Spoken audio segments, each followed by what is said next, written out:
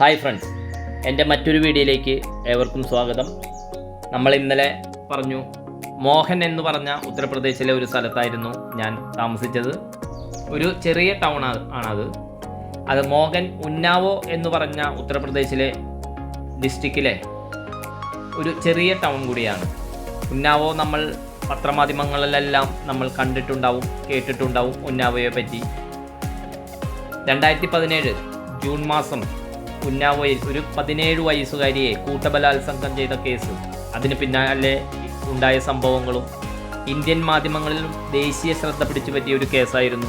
വളരെയധികം പ്രക്ഷോഭങ്ങൾ അതിനെതിരെ ഇന്ത്യയിൽ ഉടനീളം നടന്ന ഒരു സംഭവമായിരുന്നു അത്. ആ സമയത്ത് തന്നെയാണ് ഉന്നാവോ കേസ് നടന്ന ആ സമയത്ത് തന്നെയാണ് ജമ്മുവിലും ഇതുപോലെ തന്നെ കത്വ എന്ന് പറഞ്ഞൊരു സ്ഥലത്തും ഇതേപോലെ തന്നെ ഒരു ബലാത്സംഗ കേസ് ഉണ്ടായത്. അതുകൊണ്ട് ഈ ഉന്നാവോ എല്ലാവരും കേട്ടിട്ടുള്ള ഒരു സ്ഥലമാണ്.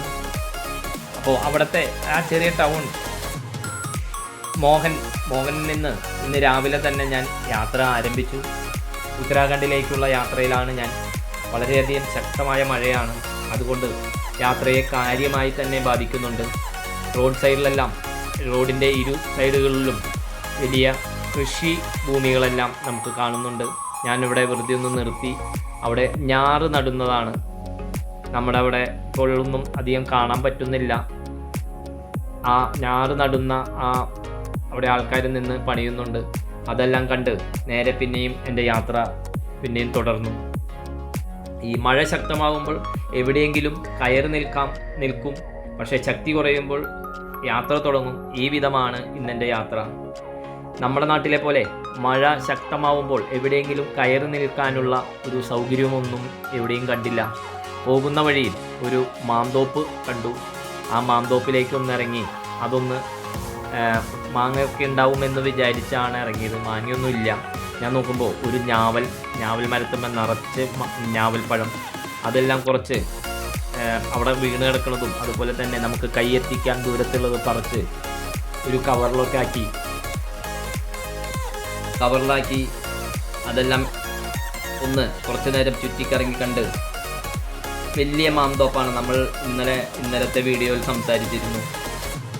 ഇന്ത്യയിൽ തന്നെ ഉത്തർപ്രദേശ് സംസ്ഥാനത്ത്, അതേപോലെ ഉത്തർപ്രദേശിൻ്റെ തലസ്ഥാനമായ ലക്നൗ വലിയ മാമ്പഴത്തിൻ്റെ സിറ്റിയാണെന്നും അത് വലിയ മാമ്പഴ മാർക്കറ്റ് ഒക്കെ നമ്മൾ ഇന്നലത്തെ ഇതിൽ സംസാരിച്ചിരുന്നു. അതുകൊണ്ട് വഴിയിൽ ഉടനീളം വലിയ മാവുന്തോപ്പുകളൊക്കെ നമുക്ക് കാണാനും സാധിച്ചു.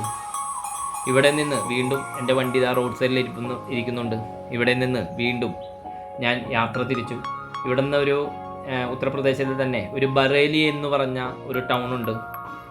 ഈ ബറേലി ടൗണിൽ നിന്ന് 15 കിലോമീറ്റർ കഴിഞ്ഞ രുദ്രാപൂർ എന്ന സ്ഥലത്താണ് ഇന്ന് ഞാൻ റൂം എടുക്കാൻ തീരുമാനിച്ചിരിക്കുന്നത്. രുദ്രാപൂർ ഒരു ചെറിയ ടൗണാണ്. എന്നിരുന്നാലും സിഖുകാരൊക്കെ ഒത്തിരി താമസിക്കുന്ന ഒരു സ്ഥലം കൂടിയാണ് ഇവിടെ വഴിനീളെ കൃഷിയും അതുപോലെ തന്നെ ഓട്ടോമൊബൈൽ ബിസിനസ്സും ഒക്കെ നടത്തി സിഖുകാർ ഇവിടെ തന്നെ കൂടിയിരിക്കുന്ന ഒരു സ്ഥലം കൂടിയാണ്. അത് കഴിഞ്ഞ് നാളെ അവിടെ നിന്ന് എനിക്ക് ഹരിദ്വാർ പോകണം. ഉത്തരാഖണ്ഡിൻ്റെ തലസ്ഥാനം ഡെറാഡൂണിലേക്ക് പോകണം. ഇങ്ങനെയൊക്കെയാണ് എൻ്റെ യാത്രയുടെ പ്ലാനുകൾ ഞാൻ ചെയ്തിരിക്കുന്നത്. ഈ രുദ്രാപൂറിന് ഹരിദ്വാറിലേക്ക് 230 കിലോമീറ്ററാണുള്ളത്. നമ്മളിപ്പോൾ പോകുന്നത് ഈ രുദ്രാപൂറാണ്. ഈ രുദ്രാപൂറിൽ ഞാൻ ഇന്നലെ താമസിച്ചത് ഒരു റെസിഡൻസ് ഏരിയയിലാണ്. ഒരു ഉള്ളിലേക്കൊക്കെ മാറിയാൽ, ഇങ്ങനെയുള്ള സ്ഥലത്തൊക്കെ മാറിയാൽ കുറച്ച് വാടകയ്ക്ക് നമുക്ക് റൂം കിട്ടും. അപ്പോൾ ഇന്നെൻ്റെ യാത്ര മൊത്തം മഴയായതുകൊണ്ട് കുറേയൊന്നും ഷൂട്ട് ചെയ്യാനും പറ്റിയില്ല. പിന്നെ ഇന്നെൻ്റെ യാത്രയുടെ ഒരു പ്രത്യേകതയുണ്ട്.